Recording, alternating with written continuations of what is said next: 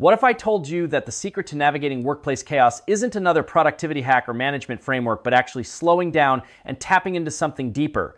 Welcome to Talent Talks. We're diving into territory we've never explored before on this show. We're talking about the spiritual side of leadership with Rahti Gorfien, a creativity coach who spent 2.5 years in a Hindu ashram and now helps neuro-divergent professionals break through their biggest blocks using everything from positive intelligence to, wait for it, tarot cards.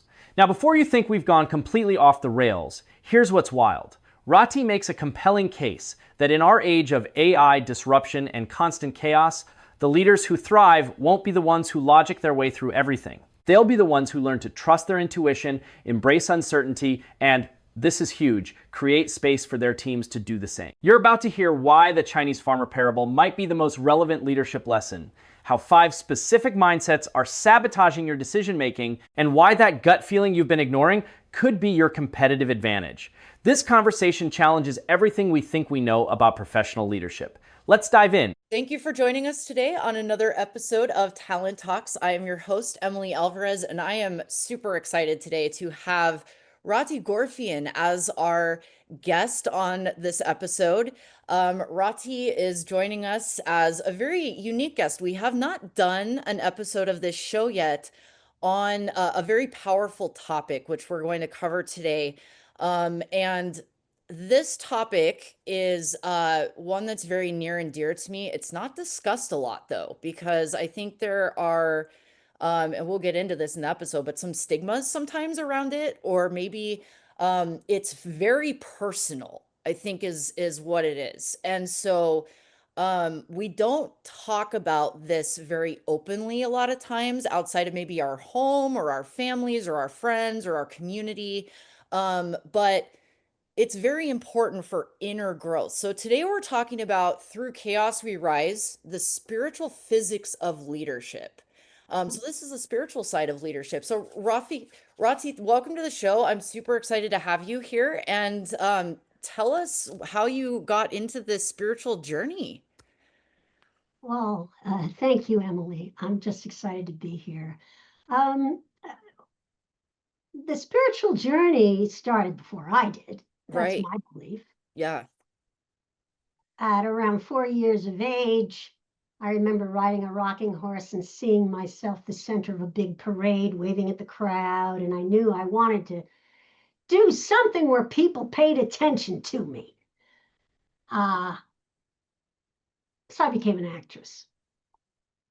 Fast forward a little bit, I was introduced to meditation when I was 16 by a very wise acting teacher, and I learned transcendental meditation.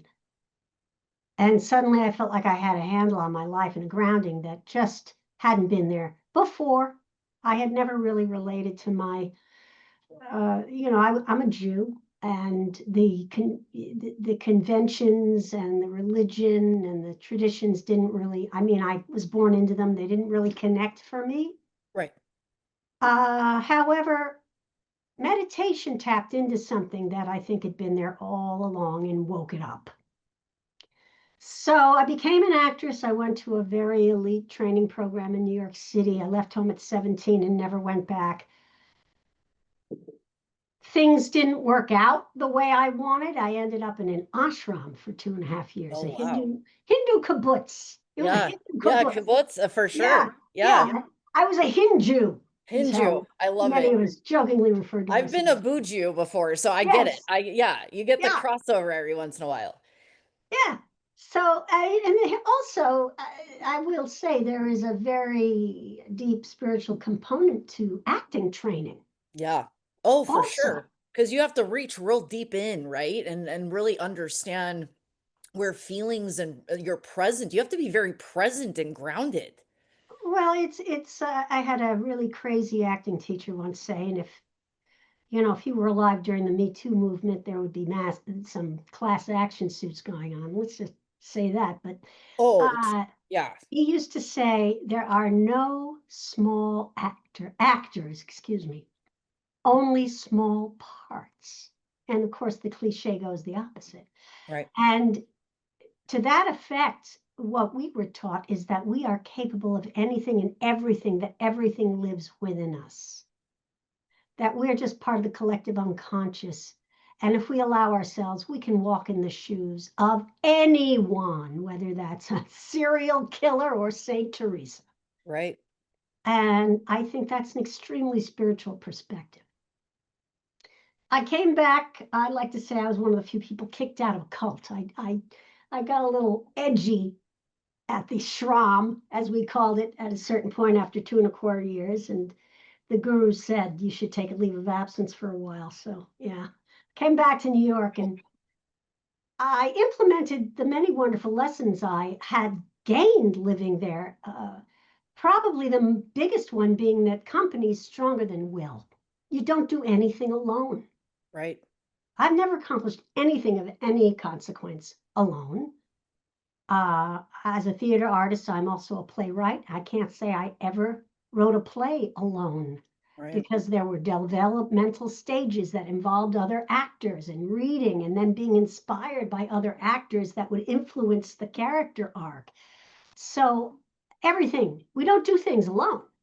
Right. And we are not, I mean, we're raised in a culture that really, as we can see today, I think cultivates a narcissistic worldview. I would And agree with that that's, strongly. yes, which Yeah. is completely counter-spiritual in my opinion. Yes. Anyway, Yeah. Well, it's ego-centered. You yeah, you can't, yeah, you can't be connected to others and yourself at the same time in that capacity. no. And certainly choosing to be an actor in order to feel seen comes from an egocentric place, comes from a Sure. narcissistic place. Sure. So I was very hard on myself for a long time, and it was a struggle because I didn't have the results I wanted in my career. However, I recognize in retrospect that it is all cumulative, that that path was cumulative to my becoming Right. a coach for creatives with focus issues, because I myself Right. had a neuro-diverse condition that wasn't diagnosed until very late in life. Yeah. And I always wondered why I felt like a square peg trying to fit into a round hole all over the place. And all I could ever do was be an entrepreneur. All I could ever do was work for myself. Right. And I started, as I backtrack a little, I started support groups for other actors, for other women who had children who happened to be creatives and artists themselves. I was married at this point. My husband said, "You should charge, you start charging for this." I thought, wow, well, this is almost as fun as acting. It actually, I Right. think, in some ways, there are many, many transferable skills to being a. Oh, yeah, there's total parallels there for sure. Yeah. Right. So, yeah, like you, what do you see as the parallels? Well, I mean, I wasn't necessarily an actor, but I'm a creative, right? Yes. I was the head of tech theater in high school. So I was around a lot of actors. Yeah. But for me, I think when you act or you do things that are creative and that's encouraged, it allows the brain to be more collaborative with others. A lot of times you're more open to innovation, more open to thinking outside the box and leveraging the things you have around you to like solve problems, right?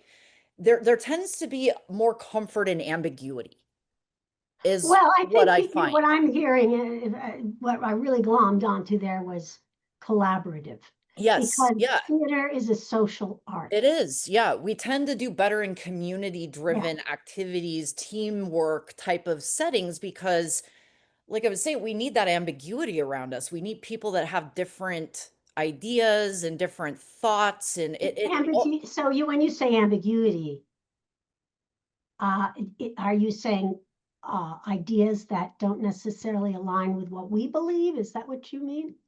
I think being more open to more than one interpretation Yeah. is what I would Yeah. say. Sure. And so it's like if I have an idea on how to do something, Hmm. I might say, what do you think about this? Or what are your thoughts? Do you have other ideas on how to do this? That sounds like coaching. It is, And that is exactly. exactly what the transferable skill from acting Yes. is. Yes. Curiosity and Yeah. listening Yeah. and not fixing. Yes. Being present in the moment and responding to the other guy is Yeah. another Being wonderful still in acting. the chaos and being That's able to absorb and just be a correct. receiver, basically, a receiver. That's the way I would see it. So, yeah, anyway, fast forward. I put my shingle out in 2003, but I really started coaching in 1995 when I started doing these groups in order to further my own theater career. Yeah. And my niche has gotten increasingly refined over the years. And at this point, I'm pivoting to include, because I think it's very conducive to the neurospicy, the metaphysical, collective unconscious, porous mind aspect, Right. spirituality, um, into my coaching. I think that people who are wired differently are particularly receptive to the unseen. I think there's a whole podcast dedicated to autistic people, the telepathy tapes, Yes. Yeah. right? About Yep. they can actually speak through thinking with Right. certain people. Yeah. So, as I evolved more in that direction, I find myself gravitating towards creatives and professionals and people with a volition to tap into that more strongly, especially as we move through the chaos that is the culture right now and life right. Right. Yeah. Yeah, I would agree. I tend to get sometimes, depending upon what the news story is or whatever's going on and whatever I'm Right. exposed to, right? Like anybody, I get irritated or I get upset, right? It's hard not to. It's hard Yeah, not to. Usually I'm able to find myself bringing myself back to the sensible middle, which is now yeah, my new thing. I'm like hashtag sensible middle because we just don't seem to operate in that anymore as a society. yeah, yeah. But where it's interesting, I think, is I've always kind of, I guess, because I grew up in a household that was extraordinarily chaotic. Mm, I kind of, and I was an only child till I was like mm, 12. So I mm. was used to like being on my own a lot and And having then there was a sibling that arrived after you were 12. 12 and then 16. So Wild. yeah. Yeah. So I had a lot of like time on my own. So I had to entertain myself a lot, right? And Mhm, I'm a Gen X, so we didn't have video games. We didn't have all of that stuff. It was like go outside. mhm. Just don't hurt yourself too bad, you know. And like that's what we did. We played outside. We did what we were doing. It was 125 degrees in Arizona. We didn't care. We played outside. But Mm. I think with chaos, maybe because I'm a little more comfortable at operating in it, um, I don't see it and all this stuff around. Like, yeah, it can be irritating because it's inconvenient, it's uncomfortable, and it's messy. But I don't necessarily see it as like this bad thing that a lot of other people see it as. I see it more as like where we're going into a space where we're going to have to like reshape a lot of stuff, Yeah. And so it's almost like somebody slapped a brand new hunk of clay down, and it's like we're going to have to actually have different sculptors come in Yeah. and start resculpting things that like are not currently jiving, or maybe they're just maybe that old clay is getting like I don't know, crumbly a little bit. We got to go in there and start looking at reshaping this stuff is what I Yeah, would well, say. it makes me think of the goddess Kali in the Hindu tradition, the goddess of destruction. Right, with yeah, yes, yep, yeah, I would Things have agree. to be pulled apart to come together more Correct. strongly Right, and better. right. And I think there is the individuals I have seen, at least, and maybe you have a different perspective on this, but the people that I have seen have a very tough time, like existential crisis mode, Yeah. right?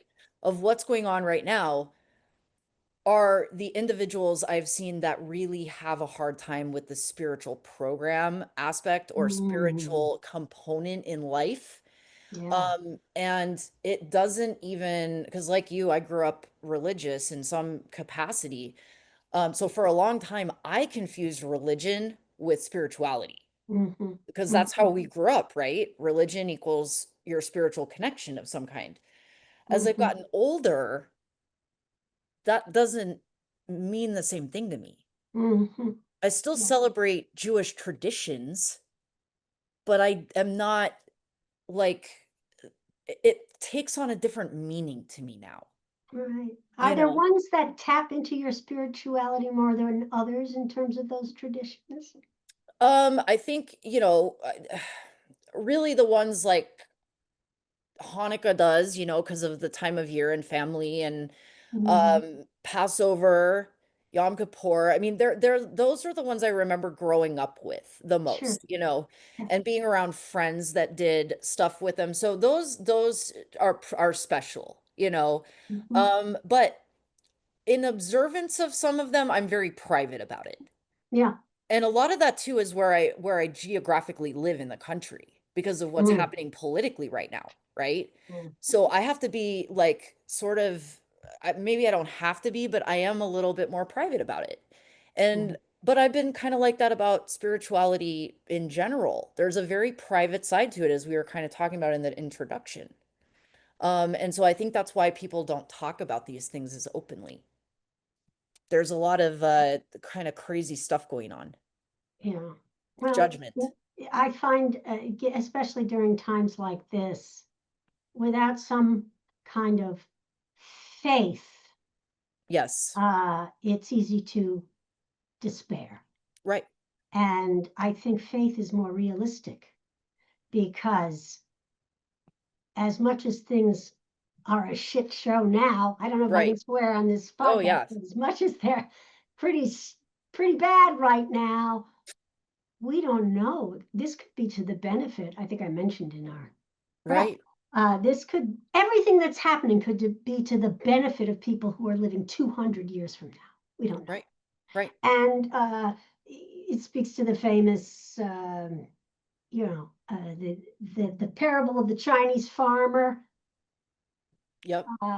I'll briefly, I won't tell the Yeah. whole Yeah. thing, Just to but tell, yeah, but just to give the unpack the parable part of it, yeah, the because that's parable part, important. the Yeah. essence of it is uh, we decide, we judge. Instead of discerning, we judge things and we Right. judge outcomes as good or bad. And that's Right. part of the whole dualistic thinking problem with, I guess, certain traditions, good and evil. You know, Right.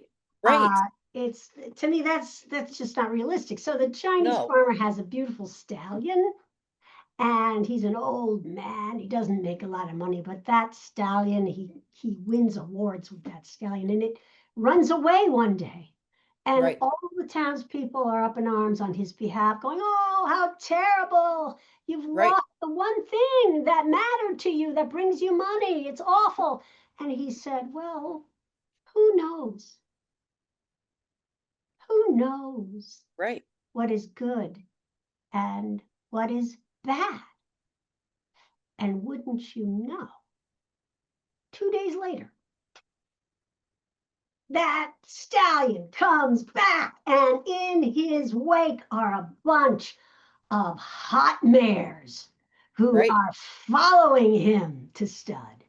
And of course, Yep. the townspeople are going, "You're so lucky. This is incredible. It's wonderful." And of course, the farmer knows better and says, "Well,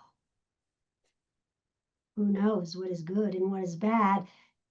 The story ensues like that, but I think already your Right. audience gets the point. Yeah. Yeah. Well, and I mean, I think it really, to me, the Chinese had a very profound grasp on balance. Hmm. If you look at the yin yang, Mhm. I mean, just the very concept of that in its basic, simple design is so profound, right? Yeah. Because it has Mhm. motion, Mhm. it has a circle, meaning it never stops, right? It's infinite. And then within between, you still have a center dot in the middle, right? So whether it's good or bad, there's always going to be bad or good chaos, because it can be good chaos too, right? There's always going to be a dot of chaos in the center of that. Mm-hmm. That's what it means. Mm-hmm. And so what they're telling us is, in the circle of life, no matter what is happening, good or bad, exactly what that parable means. Who knows if it's good or bad, but it really doesn't matter, because at the end of the day, you have what you have. So you choose to find the balance in that, good or bad, no matter what, because that's not going to end. And that's life no matter what.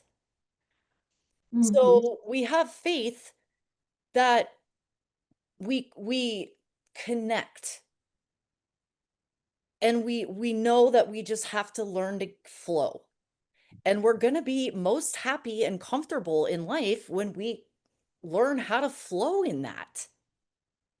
Yeah, and it's easier to do that Then, yeah, it's easier if said than done. if it's easier to do that if you choose curiosity rather than judgment. Right, If you decide something's bad, you contract, it shuts your energy down. There are options that you can't see. right, Where a lot of my job as a coach is to get people to shift the paradigm and shift the way they look at something right, as a gift or opportunity, right.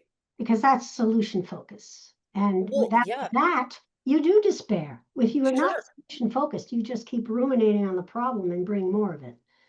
Right. Well, and what you just said is amazing, because I mean, just thinking about it from a change leadership perspective, Hmm. most companies base their metrics, right, which is what we judge our workforce on, performance. It's all on performance, right? Mm, But mhm, we set up our metrics based on judgment.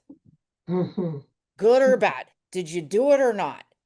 Did mhm, you do it to the standard or didn't you? Typically, it's pretty black and white. Did you do it mhm, or not? mhm, And we base wins and failures essentially on this. At least that's how it's usually interpreted, right? And usually there's a payoff or not associated with that. What if with metrics, we're looking at this all wrong, which I think we've been doing this for a long time. What if our metrics were curiosity driven? I yeah, what would that mean, look like? well, I think we don't spend enough time individually with our team members to say, look, this is our department objective, right? Or this is like our goals for our department. This is Mhm, what we've got to get accomplished in this quarter or this year, whatever visibility you have. We sit down with those individual people and we say, look, we know these things are going to be what is needed to get the job done. What do you guys think collectively as a team our metrics should be based around this? We know this has to get done, but like, what do we need to do to make this happen as a team? What should we do? And then instead of being like, did you do this or not? How can we accomplish this together as a team? I think we hold people accountable differently, mhm, and we absolutely. offer support. We ask questions versus pass judgment. Well, what you're describing, I think, would uh, force one hand to know what the other is doing. Well, for sure, yeah, which is a lot of the And- problem a lot of times. Exactly. We don't have a connection, which is what we're talking about, is a meaningful connection of purpose. That's a definition of spirituality. Connection meaning purpose. Yeah. I mean, it's funny you say that because I have a mentor who happens to be an atheist. Not He's an surprised that you have an atheist mentor. I've had an atheist yes, mentor as well. I he's an think we need that existentialist, palate cleanser every once in a while. and he thinks in terms of meaning making. Existentialism, to my very limited understanding, is about things just being what they are, Right. except for the meaning you attribute to them or create out of them. Right. So to me, that is the atheist religion, meaning making. Yeah. And you can come to that same thing from the polar opposite end of the spectrum. Julia Cameron, of the Artist Way, Right. another creativity coach who's all about God. She's 12-step, right? Yeah. She comes out of that tradition. And Right. it's all about, I'll take care of the quantity, Lord, and you take care of the quality. Right. Just help me get out of my own way Yeah. and let things happen, Yeah. because I am pulled via my values, which Right. is meaning. Right. What's meaningful to Yeah. create. So you can get there, I think, from either Oh, end for of the sure. spectrum. Well, and I mean, atheists, I don't know a ton of atheists that spend, maybe they do, but the atheists I've known in life don't spend a ton of time trying to convince people to not to become an atheist because frankly, usually they don't give a shit. They're an atheist. They don't really care. Unless they're Bill Maher. Unless they're Bill Maher. I was just about to say that. Unless they're Bill Maher. Yeah. Dang it. Exactly. But like other than that, most atheists I know are like, I could care less because I don't believe in anything I'm like that. So I minding don't, my yeah, business. I don't give a shit. Right. So, Yeah. I mean, pretty simple.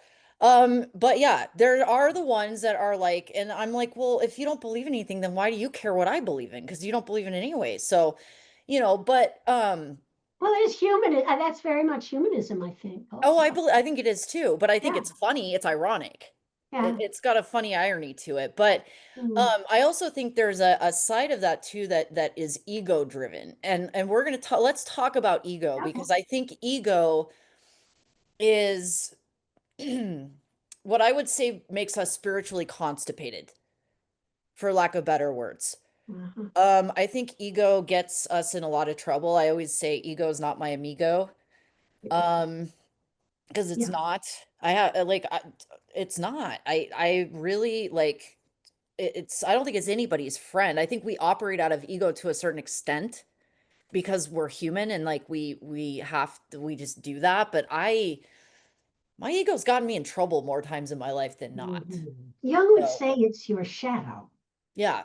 and that we have to make friends with our shadow, because whether you call it ego or shadow or whatever, it's just the part of you that's trying to survive.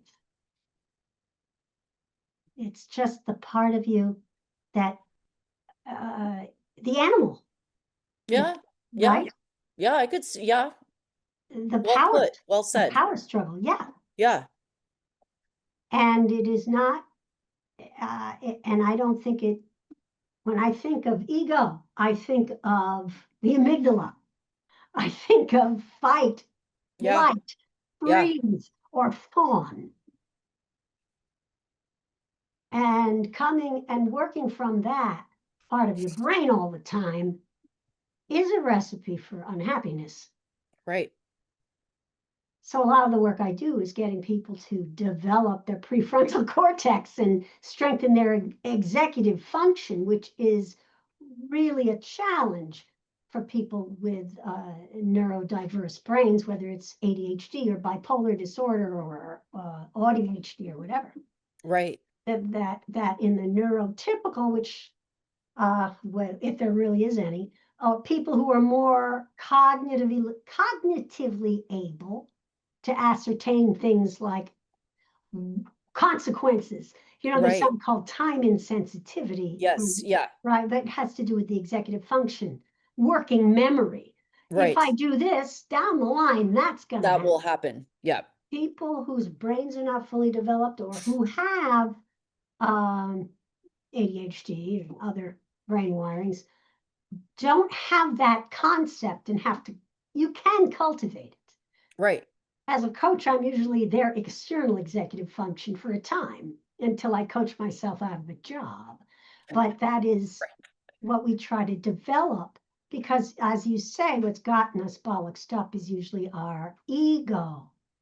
Like when I was the little girl on the rocking horse, Look at me. I thought if people looked at me, that would solve all my problems Right. in some way.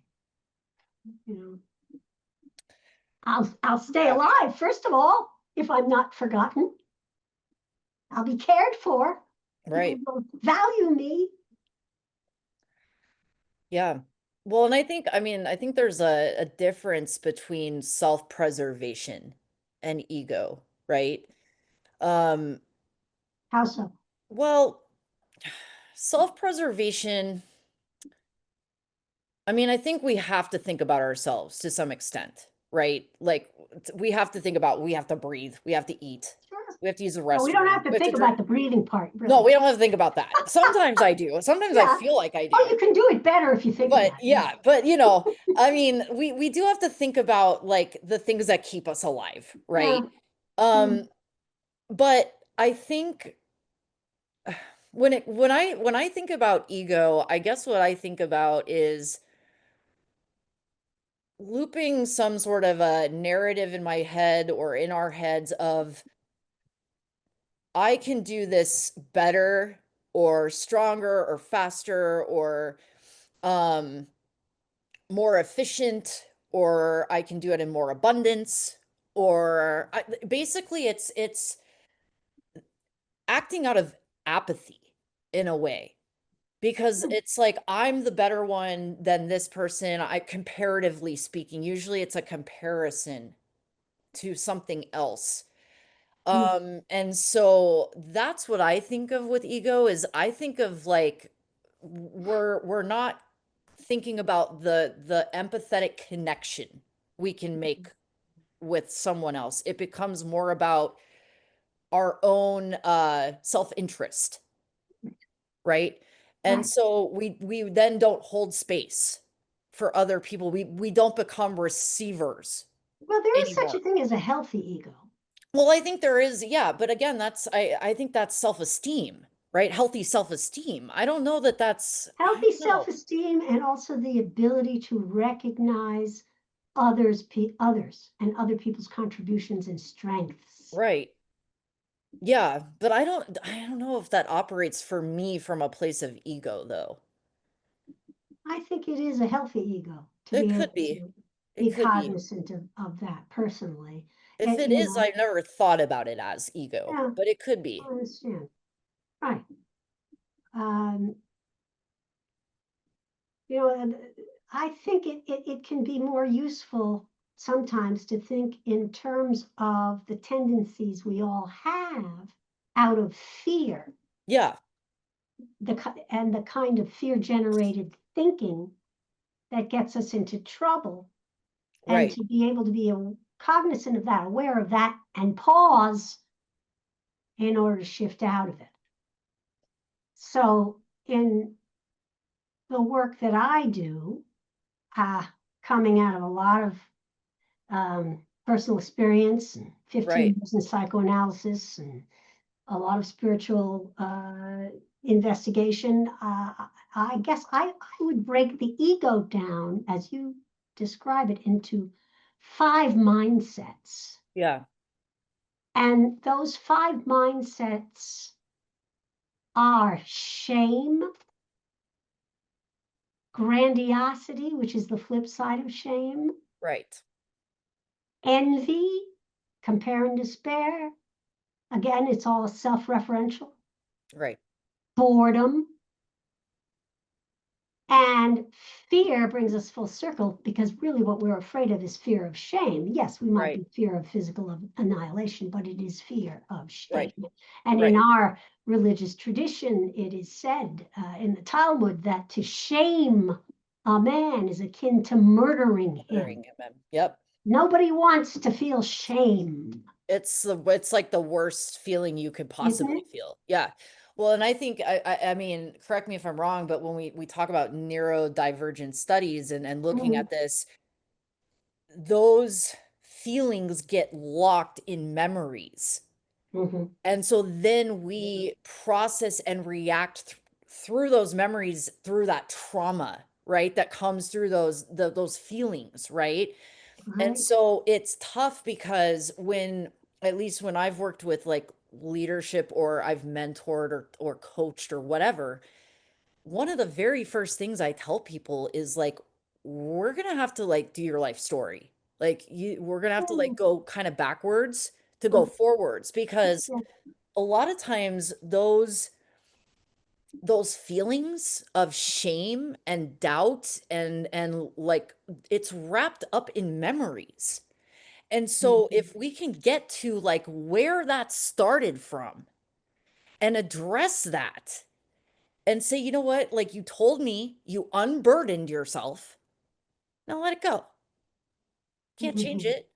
Let's reframe it into something completely different. What came out of that? What did you learn from that experience? Like if we can reframe it differently, a lot of times that feeling almost like refiles itself into something else. And mhm. so it's like you got to go backwards into those memories to address those feelings, because otherwise, um, you don't get the consistency. You might give someone a tool and they might use it for a little bit, but they don't really ever address the underlying stuff. Well, you know, there's a methodology, and it's very elegant that circumvents that process of the life story that I Right. think has worked really well in corporate settings, called Positive Intelligence by Shirzad Shamin.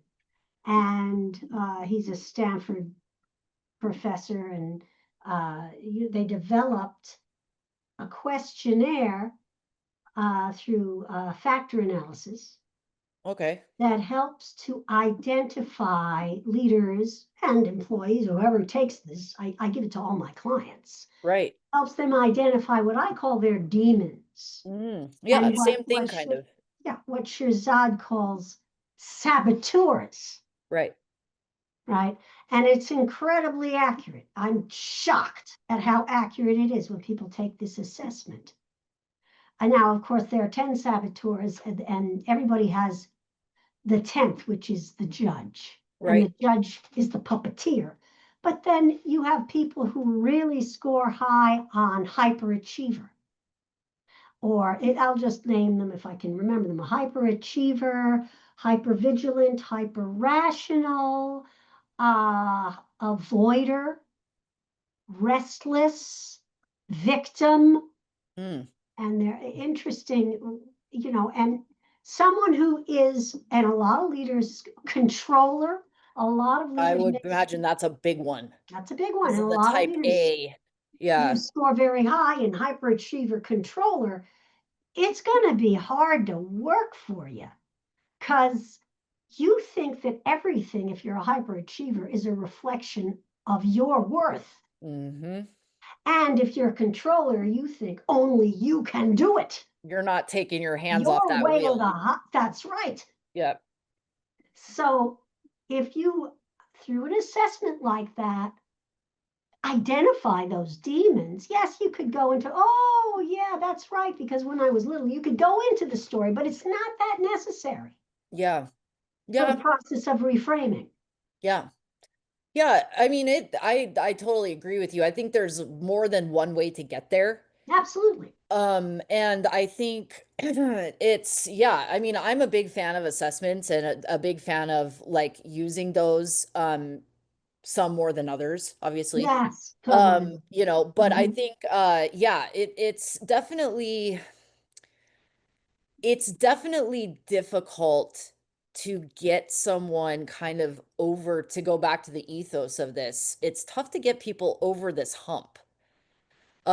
Because this, wouldn't you agree, Rati, that like getting them over this hump of like identifying or looking introspectively, dropping ego, um, and basically saying, okay, I'm gonna have to walk through the chaos, what they perceive as chaos, right? Because normally that's disruptive. Whatever it is Mhm. disruption. Because people don't Mhm. like to be uncomfortable. Me, I don't mind getting dirty. Like I don't care. I actually thrive in like Yeah. change and whatever. I don't care. But you know, getting them over these humps and uh into the spirit, like this is where I think a lot of them choke, right? Trying to get them over this to get into the spiritual aspect of this. Mm-hmm. So how, because I know this is the other interesting thing. You use tarot in your Yeah, journey as well. it's a great pattern disruptor. I was Absolutely. gonna say, this is probably where they're like, holy shit. Now you've got kind of something you've thrown into the mix that's like just broke it up completely. That's exactly right. Yeah, And when I work with someone who's stuck in a loop, very often doing something that's chaotic, yeah, like pulling a tarot card out of yeah, that's chaotic, right, uh, is going to create a new, is going to create associations that disrupt a closed off thinking pattern. right. And I believe in the serendipity of the cards. I Yeah, do believe that, Jung also thought there were no accidents. right, Uh, and there's something about the archetypes of the cards. The tarot is like the entire universe. It's amazing. Those right, 78 cards touch on every element of the human experience. right, And if you're stuck thinking about one thing and suddenly something else is brought to your attention, it's going to give you a slightly broadened perspective. right. Well, and I know some about tarot. I would not claim to be an expert in Mhm. this art of reading these cards by any means, but explain a little bit to the audience about the art of reading tarot and what this kind of, because I this is a practice that I'm not sure people are really all that familiar with, aside from maybe seeing this done in like film, or maybe they've seen it at, like, I know people hire people to come to like parties to do this and things like that. But you don't approach it in that way. Um, and so let's like explain a little bit to the audience about how you incorporate this into what you do. Because I find it fascinating, and I'm also one that like I love to have readings done, so I Yeah. totally am into it. But I was explain the always science. intrigued by tarot for many years, and I couldn't find a way in because, to my mind, how am I going to memorize 78 cards and what they mean? That's Right, not it. It's a code. You learn the code. right. Um, there's a wonderful book called The Inner Tarot by Kate Van Horn, and I heard her speaking to Tammy Simon on Sounds True. You may know that podcast. Hmm. And for the first time, she cracked that code for me in terms of what each symbol means, what the suits means. It's just like a Right, deck of cards. You've right, got four suits. You've got the pentacles, the swords, the wands, and the cups. And each suit is an element. right, Pentacles are earth, wands are fire. The swords are air, and also those elements align with certain things. Pentacles, right, earth, material goods, career. right, Wands, fire, inspiration, creativity, ideas, volition. Once you learn the code, then you can interpret the cards. right, And very much like that, when you get into the court cards, kings mean a certain thing, queens mean a certain thing. Uh, the minor arcana as opposed to the major arcana. Major arcana is your entire life's journey. Minor arcana, ace through 10 through the court cards, is about the real down on the ground, nitty gritty stuff you're going right, through in day to day life. And you learn that. And then it's a wonderful thing. I wish I could learn languages that way because right. it's a language. That's what it Yeah, is. I have to it shift really my thinking is. around that because I could Right, probably learn to speak French if I did. But it's a language. right. Yeah. Yeah. And I mean, it's to use it symbolically to Hmm. really understand and disrupt, right? Right. I think is brilliant. because I believe that there's meaning when we slow down Mm, and when we stop to just adjust our level of thinking. We tend to learn from experience and just learn from new things that are presented to us. mm, Um, mhm. maybe that's why I like chaos so much, because I don't like to learn the same things over and over again. Ah, And so unless I need to learn the same thing for practice or something, but I like to learn new things and I like to be exposed to new things. And so when there is an opportunity like this, I tend to slow down and want to absorb it. And I think that leads to cultivating, like you were saying at the beginning of this, a much more open perspective to mhm. kind of what goes on around. And when we slow down, we become more observant. Like I don't Absolutely. necessarily, I don't know that I believe so much in like coincidences anymore.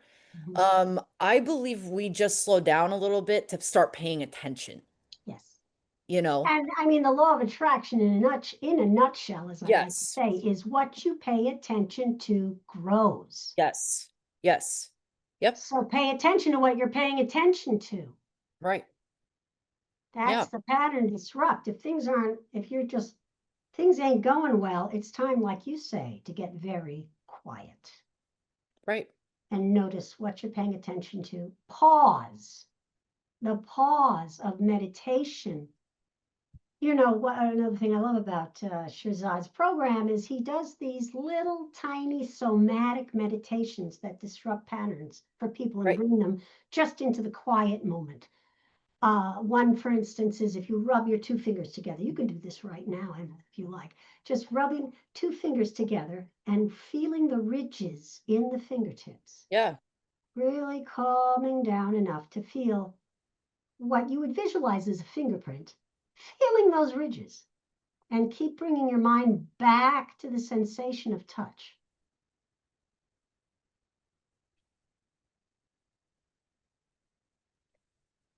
It's going to quiet things down. Yeah. You're going Yeah. to be able to say, hold on a minute. What was it I was trying to do? What matters? What really matters right now? Yeah. And that was through your body. Yep. Yeah, Mm, it's there's a poem we were talking about in the warm up, Desiderata, and it says, "Go placidly amongst the noise and haste, and mm, remember what peace there may be in silence." that's Right? right. That's Not just peace, but insight, yeah, insight. Well, lucidity. I always get insight in peace. That's That's where I right. find my insight is in peace, right? And I don't think I've ever found insight. Maybe I have in retrospect, Uh, but in the moment of chaos, I don't know that I've like found amazing insight in that moment right. because you're just Not when you're reacting. hijacked, when you're in the middle Right. of amygdala hijacking, as they call it. Right. Not a lot of insight. Exactly, because I'm being drained, right? We're all being drained at some point in time, but I think that's where the quietness is what leads us to, and I know we talked about this because Maslow, we talked about the, Maslow's hierarchy of needs, and Mhm, I had learned this year through doing this podcast with some other individuals that Maslow actually had another tier in the hierarchy that mhm, he never finished, which was mhm. transcendence. That's the missing tier. Wow. And it's not an escape tier. It's not a death tier. It's not about like dying or moving on or any of that. It's about experience of reality, an experience of spirituality and connection to what's around us Yeah. based on Makes our sense. experiences and our collective shared hope and faith. Yeah. And it's where we find our meaning and creativity and our humanity and our idea of oneness. Mm. And that is a very interesting concept to me because I've always said like that hierarchy of needs feels incomplete. Mhm. It kind of Mhm. does, because it doesn't talk Mhm. about the spiritual side of like things, which I know Maslow wasn't a big spiritual guy, but I don't think. And my guru used to quote I, him I all the might I time. might change my opinion based on this, but he wasn't known as being like some spiritual Yeah. guru, is what I mean. And so it's just interesting because I believe that the next evolution is going to be a spiritual one. We're kind of in that Awesome. Yes. transcendence mode. Yes. There's really no other direction for it to go. Well, yeah, and the contrast between that way of thinking and what's actually going down here on the ground is, whoa, so stark that I think it's actually forcing us to transcend and think in those terms and Right, experience and hold reality in those terms. Because not to is to drown, right, to just despair. right. So yeah. Well, and it's in our makeup to evolve. Hmm. Humans are not meant to sit in minutia and to sit stagnant. Like we're not meant to do that. We're meant to like continue to progress and evolve. We're built for that. So it seems to me that we know, we see the studies, what we're doing right now is not working Hmm. collectively, right? The one thing that seems to kind of not come up a lot is the spiritual side. Again, we don't talk about it. And Well, it's made fun of too. I was yeah, listening to Scott Galloway, who, quite frankly, I really love. And he was in a lot of ways, I like him very much. And incidentally, if you're interested in another metaphysical modality, it's called human design. He and I share the distinction of being projectors, and yeah, in terms of my type. And what that means is, if you're a projector, you're basically showing people to themselves, and you're able to guide and see things and articulate things as they are. And he is also a projector. And he says, well, we better get things under control. Otherwise, people are going to start resorting to horoscopes.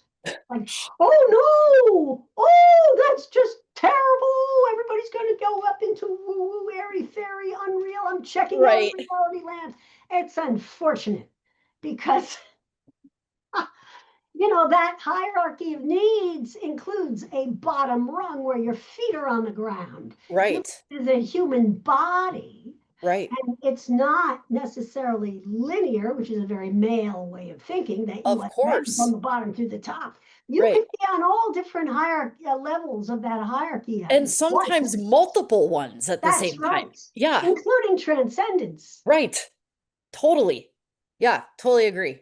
Yeah. So he makes me laugh there. But why not include anything that works? Go try anything, try everything. Well, I think what it boils down to with the spirituality side of things and why it gets such a well, just like anything else in this world, right? Yeah, We have the extremists. yeah, And so nothing ever, well, I don't want to say nothing because that's an extreme statement. I'm trying to get away from using extreme language like that. right. But a lot of things right now are not falling in the middle. And so, like, very far from it, right? Like, Yeah, understatement of the day.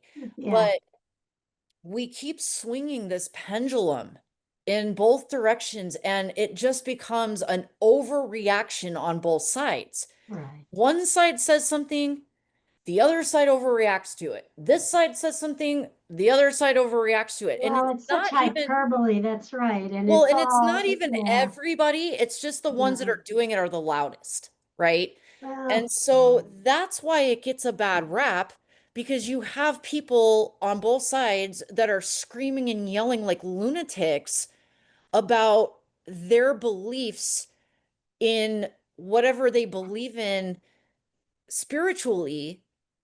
And usually it's wrapped up in some religious bow, right? yeah, And definitely. people attribute that to spirituality. Mm-hmm.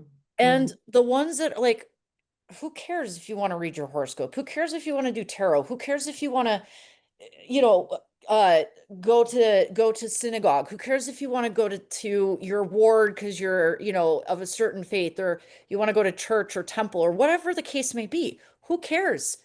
The bottom line is, like, why are we making fun of it? Well, it's because we have these extreme viewpoints, and so Right. everybody else gets roped into it. Yes, If we the don't agree with each stereotypes other that come from diametrically. somewhere. Yeah. Yeah. So that's why it just becomes something easy to make fun of. I mean, I think another way of talking about tapping into spirituality is tapping into intuition. Yeah, Or if you like, you can call it your spidey sense. right. Whatever works for Whatever you you. want to call it, right? It doesn't have, yeah. Yeah, but these are the things you can't logic your way out of, No, that's right. which And what makes a people waste very not to use. uncomfortable. Well, yeah, and I don't think there are any really, really successful people, they may not admit it, who do not pay attention to their hunches, do Yep. not pay attention to their illogical feelings or impulses. They pay attention to those. Yeah. Yeah. And to me, spirituality is about cultivating a stronger connection to your knowing. Well, and a stronger connection to knowing that you can probably trust yourself, Yeah. you know? Because that's the thing is, I mean, we all have harebrained ideas, right? I Mm. sometimes this is a dangerous neighborhood that I like need to like walk away from, right? I'm Why like, line? what the hell corner did I Yeah. turn? Right? Right. I don't recognize this hood. Like, I don't know where this is going, but I need Yeah, to get the yeah. hell out of Change the here, you text, know? man. Uh-huh. And so, but yeah, I mean, sometimes I get a feeling and I'm like, I don't know where that came from, but my gut is telling me. And And I do think it's important to make a distinction between the impulses that may come oh, from for sure. rage, which may, and I'm not saying anger is not useful. Acting out Oh, of it rage can is be never very. useful. Acting out of rage never is, but that's also an impulse. But Yeah. to recognize that the intuition or impulse to be listened to comes from a deep, quiet, grounded, resonant place, devoid of Yes. anger. Yeah. And that's an important distinction, I think, to pay attention to. Yeah. And why you need that quiet you were talking about. Yeah. Yeah, Is it's tough in probably a happening. world that never slows down.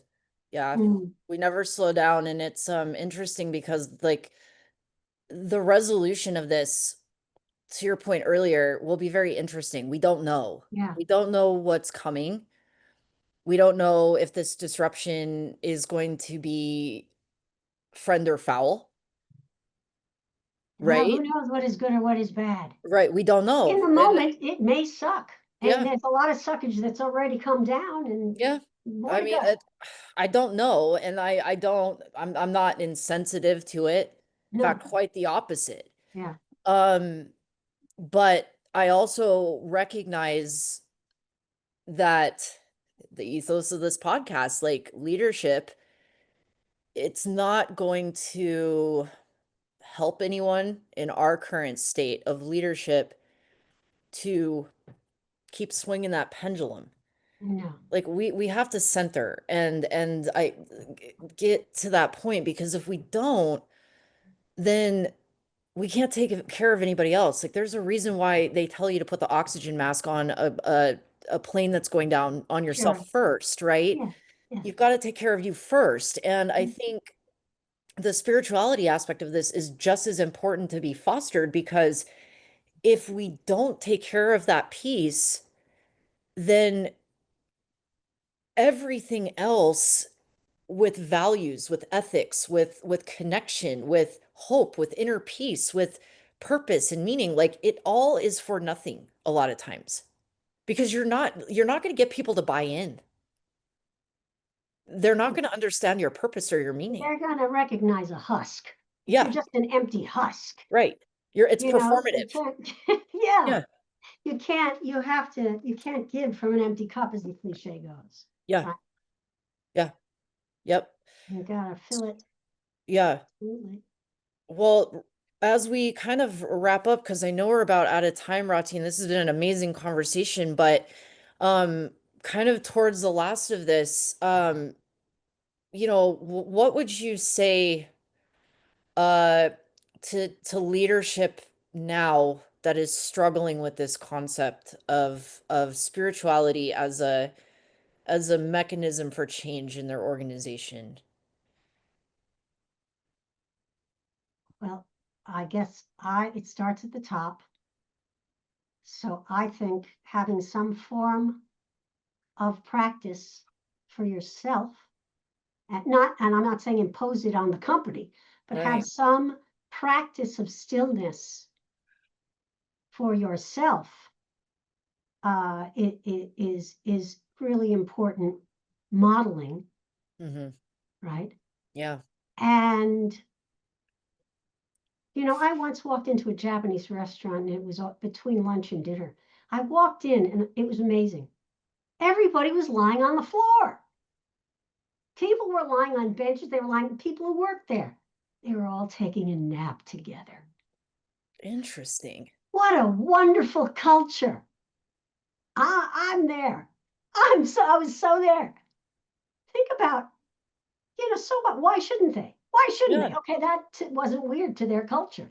But No. what would, what are the human needs?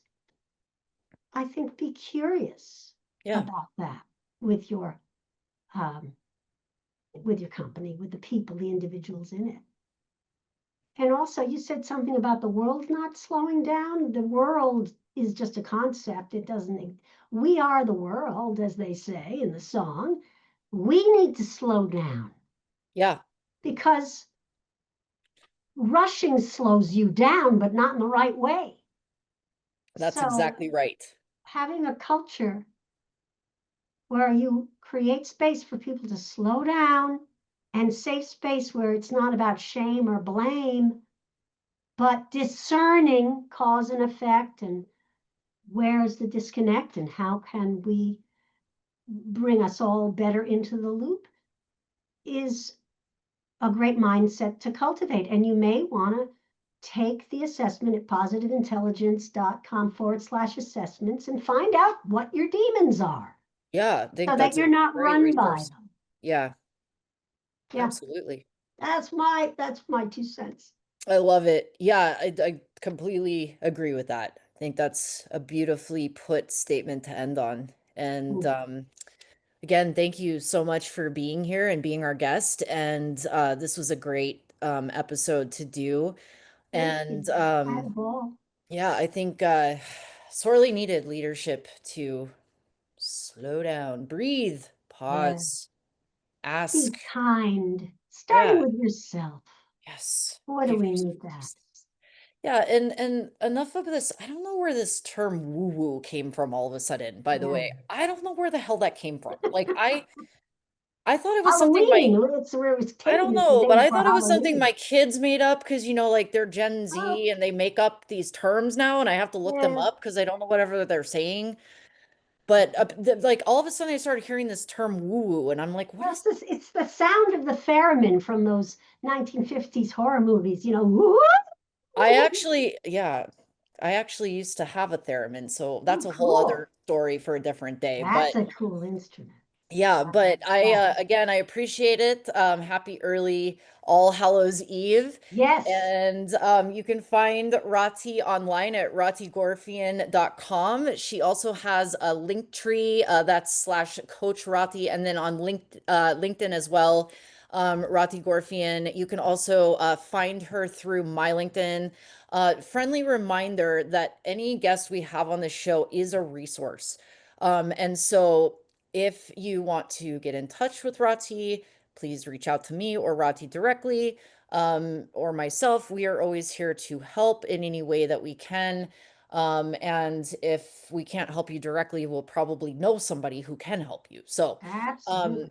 yeah, reach out and thanks again for being here. So, My pleasure. yeah, Thanks, Emily. This was yeah, great. So here's the deal. Whether you're ready to pull out a tarot deck at your next team meeting or not, Rahti just dropped some serious wisdom about leadership in chaotic times. The big takeaway? We can't logic our way out of every problem. Sometimes the most strategic thing you can do is slow down, get quiet, and trust that inner knowing that's trying to guide you. And if you're a leader, your team is watching how you handle uncertainty. Are you modeling panic or are you modeling presence? If you want to dive deeper into Rahti's work, check out her website at rahtigorfien.com or connect with her on LinkedIn and definitely take that positive intelligence assessment she mentioned. I'm curious what saboteurs are running the show in your head. This episode proves that the future of work isn't just about the tools we use. It's about who we become as we navigate what's next. Sometimes the most practical thing you can do is embrace a little mystery. Thanks for joining us on this journey. If this conversation sparked something in you, hit subscribe, leave a review, and share this with someone who needs to hear that it's okay to trust their gut in a world that's constantly telling us to overthink everything. We'll see you next time on Talent Talks.